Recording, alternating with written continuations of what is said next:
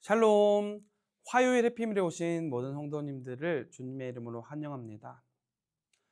로마로 향하던 항해 속에서 바울의 조언은 무시되었습니다. 사람들은 자신의 경험과 지식을 더 믿었습니다. 하지만 그들의 계획은 결국 폭풍 앞에서 무너지고 말았습니다. 사랑하는 성도 여러분, 인생의 항해 속에서 진정한 지혜는 내 경험이 아니라, 내 이성이 아니라 하나님을 신뢰하는 데 있음을 기억하시길 소망합니다. 그분의 말씀 위에 서는 인생의 가장 안전한 항해의 길입니다. 오늘 본문은 사도행전 27장 13절에서 26절까지 말씀입니다. 남풍이 순하게 불매 그들이 뜻을 이룬 줄 알고 닻을 감아 그레데 해변을 끼고 항해하더니 얼마 안 되어 섬 가운데로부터 유라굴로라는 광풍이 크게 일어나니 배가 밀려 바람을 맞추어 갈 수 없어 가는 대로 두고 쫓겨가다가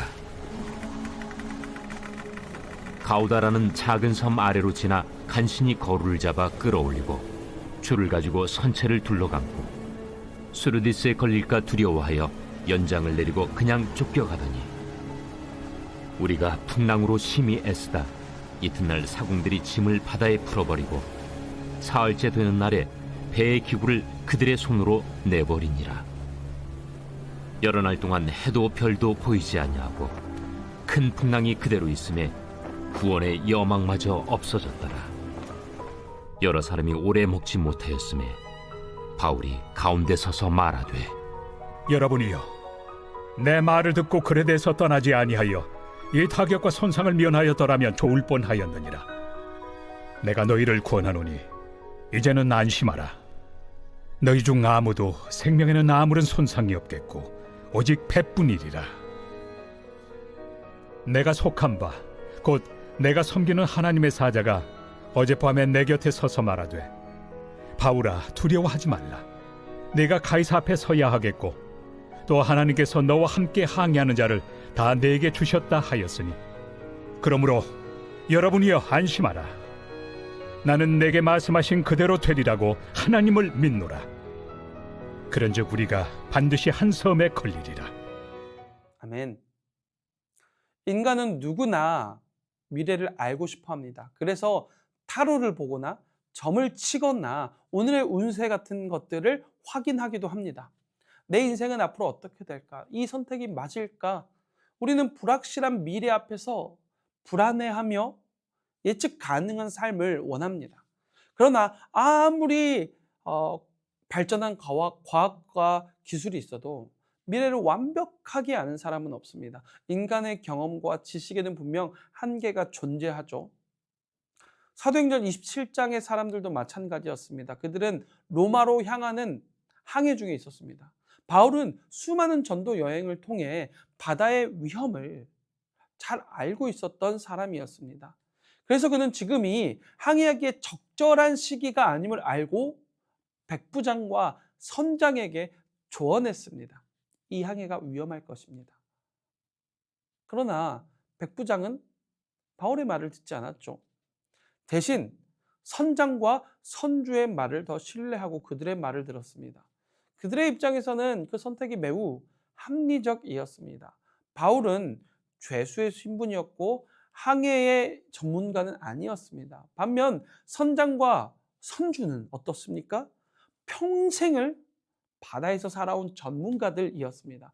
누가 보아도 전문가의 판단이 더 신뢰할 만해 보였죠. 하지만 그들의 문제는 하나님을 믿는 믿음이 없이 그저 세상의 지혜만을 의지했다라는 것입니다. 본문 13절은 이렇게 이야기하고 있습니다. 남풍이 순하게 불매 그들의 뜻을 이룬 줄 알고. 이 한 구절이 인간의 착각을 잘 보여주고 있죠. 순풍이 불자. 그들은 자신들의 판단이 옳았다고 확신했습니다. 마치 인생에서 일이 잘 풀릴 때 내가 잘했다, 내가 한 거지 라고 자만하는 우리들의 모습과 같습니다. 그러나 곧 거센 폭풍이 찾아왔죠. 인생의 항해는 언제나 순풍만이 있는 것이 아닙니다. 인간의 지식과 경험으로는 결코 예측할 수 없고 돌파할 수 없는 파도가 분명 존재합니다. 사랑하는 성도님들, 하나님께서 우리에게 주신 이성과 기술, 이 지식은 귀한 선물이죠. 이것을 통해 우리는 세상을 더 잘 이해하고 누리고 또 발전시켜 나아갈 수 있습니다. 그러나 그것이 하나님의 말씀보다 앞선다면 문제가 되는 것이죠. 그것이 신뢰의 대상이 된다면 우리는 주님이 아닌 피조물을 의지하게 됩니다. 바울은 배가 난파될 위기 속에서도 여전히 하나님을 신뢰했습니다. 사람들이 두려워 떨고 있을 때 그는 이렇게 말합니다. 여러분이 내 말을 들었더라면 이런 일을 당하지 않았을 것입니다. 그러나 이제는 용기를 내십시오. 하나님께서 내게 말씀하셨습니다. 너희 중 아무도 생명을 잃지 않을 것입니다. 오늘 이 말은 조롱이 아닙니다. 너희들이 내 말 안 들었잖아 라면서 조롱하는 것이 아니라 다시금 하나님을 바라보게 하는 믿음의 고백이었습니다. 그는 모든 상황 뒤에 계신 하나님을 찬양하고자 했습니다. 결국 그 폭풍 속에서 사람들은 하나님을 경험하게 됩니다. 자신들의 경험과 지식이 무너진 그 자리에서 하나님의 손길이 드러난 것이죠. 이것이 바로 하나님의 일하심의 방식입니다. 우리가 의지하던 모든 것이 흔들릴 때 비로소 하나님만이 우리의 구원이심을 우리는 깨달을 수 있는 것이죠. 사랑하는 평안의 성도님들, 우리 삶 속에도 여러 가지 항해들이 있습니다. 가정의 문제, 직장의 어려움들, 건강의 염려와 관계의 갈등, 수많은 항해들이 있어요. 우리는 때로 이 길이 맞을까 고민하며 방향을 잃기도 합니다. 그러나 여러분 꼭 기억하시길 바랍니다. 우리의 항해의 주인은 언제나 하나님이십니다. 내가 아니에요. 이 세상의 지식과 경험, 과학이 아니에요. 주님의 음성에 귀를 기울이시고 그분의 뜻을 신뢰할 때 폭풍 속에서도 흔들리지 않는 평안을 누리게 될 줄 믿습니다. 오늘 하루 내 경험보다 하나님의 말씀을 더 신뢰하길 소망합니다. 내가 가진 것들을 우상 삼지 않고 그것들을 통해 하나님을 찬양하는 인생이 되기를 소망합니다. 우리의 순풍이 아니라 주님의 말씀만이 우리의 방향이 되게 하여 주시옵소서. 오늘 그 주님을 붙들고 안전한 항해를 누리시는 우리 여러분이 되시길 소망합니다.